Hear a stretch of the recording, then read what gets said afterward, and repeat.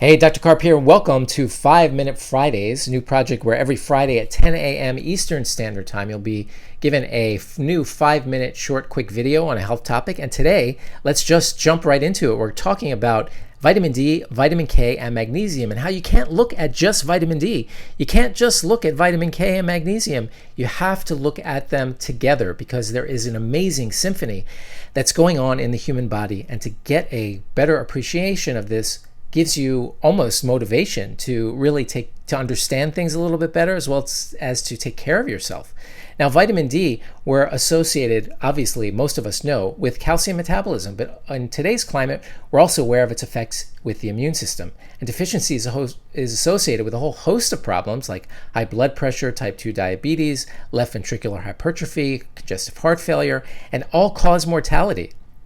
Which basically means that if you look at a population of people and you look at their vitamin D levels, low vitamin D levels are associated with just more death.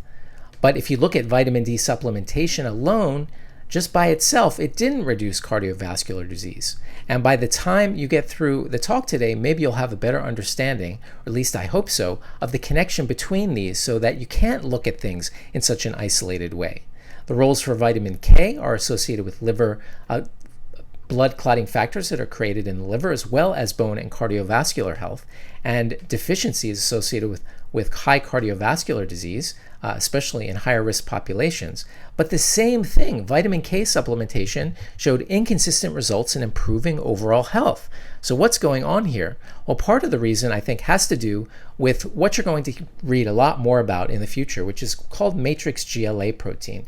And this inhibits vascular calcification. We don't want calcium in our arteries. Obviously, we want our arteries to be soft and pliable, not firm and sclerotic.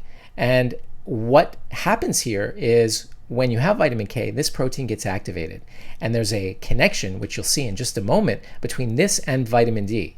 But low vitamin K is also associated with arterial calcification because of this matrix protein not being activated. Therefore, what's the connection? The connection is vitamin D. Vitamin D promotes the production of proteins, not just MGP, but other vitamin K dependent proteins. So, in other words, vitamin K is not going to do what it's supposed to do without vitamin D. And some interventional studies actually showed combining these together having improved benefits.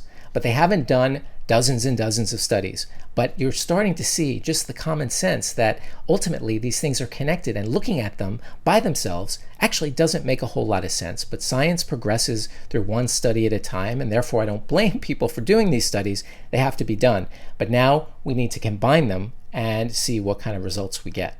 Low vitamin D and vitamin K amplify almost synergistically the bad effects. Remember, I said 1 + 1 = 4, and if you have low D and low K, you have even more hypertension and vascular stiffness with more calcification and more stress on the heart, increased, I should say, narrowing of your carotid arteries, and increased all-cause mortality above and beyond the risks just with D and K alone.